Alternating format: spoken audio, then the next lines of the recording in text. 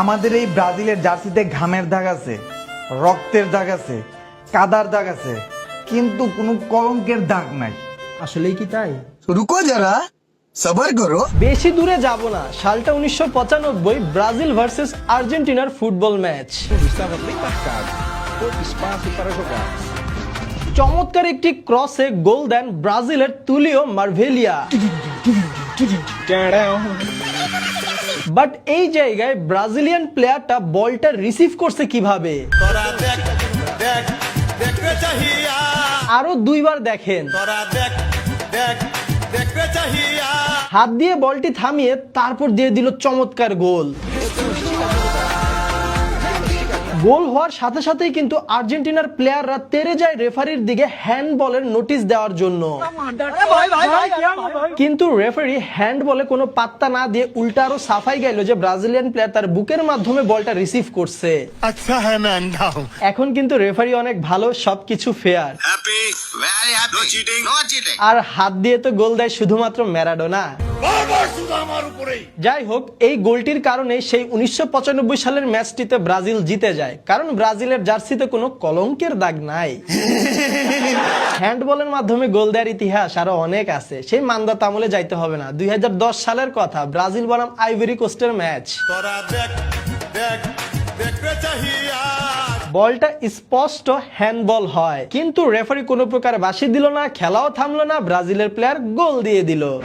That's got to be handball. That's got to be handball. Ivory কোস্টের প্লেয়াররা হ্যান্ডবলের appeal করলো, কিন্তু রেফারি হাসতে হাসতে চলে গেল, কারণ রেফারি একদমই ভালো আর একদমই fair. Happy very happy. No cheating no cheating. এবার আসি ব্রাজিলের 2002 সালের বিশ্বকাপ জয়ের আমল নামায়। নকআউট স্টেজের খেলা, ব্রাজিল বনাম বেলজিয়াম, স্কোর কিন্তু 0-0। এমন সময় একটি ক্রস থেকে চমৎকার একটি হেডে গোল দিয়েছিল বেলজিয়ামের প্লেয়ার,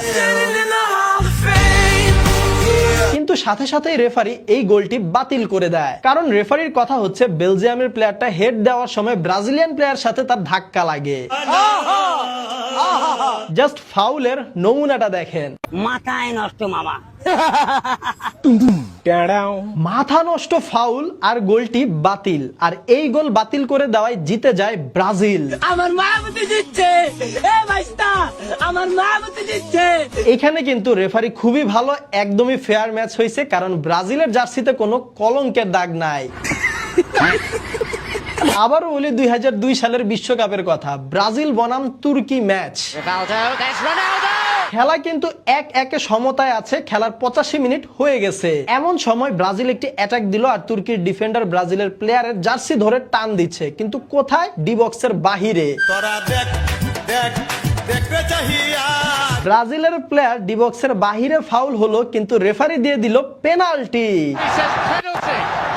ওই ম্যাচের কমেন্ট্রি লাইভ খেলা দেখার সময় কি বলতেছিল চলেন একটু শুনি। But should it really be penalty? মানে ধারাভাষ্যকার নিজে পর্যন্ত মদনা হয়ে গেছে রেফারির ডিসিশন দেখে। সে আরো কি বলে শুনেন। সে নিজেও বলতেছে যে ডি বক্সের বাহিরে ফাউলটা মনে হয় করা হয়েছে, কিন্তু তারপরেও দেওয়া হয়েছে পেনাল্টি, কারণ খেলা হচ্ছে একদমই ফেয়ার আর রেফারি খুবই ভালো। ফুটবলকে কলঙ্কিত করার জন্য যা কিছু করা প্রয়োজন সবকিছুই করা হলো। যাই হোক, এই জায়গায় ব্রাজিলের প্লেয়ারটা কিভাবে পড়ে গেছে সেই নাটকের কথা আর নাইবা বলি। অভিনয়ের জন্য নারী সেরা রে। মোট কথা ভাই, 2002 সালের খেলা ছিল এভরিথিং ওকে, সবকিছু ফেয়ার, নো চিটিং, কারণ ব্রাজিলের জার্সিতে কোনো কলঙ্কের দাগ নাই। नो फेर रेफरी नो फेर। জাস্ট 1 ঘন্টার রিসার্চ করে এত এত আমল নামা পেয়ে গেছি, তাহলে চিন্তা করেন ইতিহাস লারা দিলে আর কি কি বের হয়ে আসতে পারে। দেখা হয় নাই চক্ষু মিলিয়া, ঘর হতে শুধু 2 পা ফেলিয়া। এইগুলা মনে হয় সবকিছুই এআই, কারণ ব্রাজিলের জার্সিতে কোনো কলঙ্কের দাগ নাই।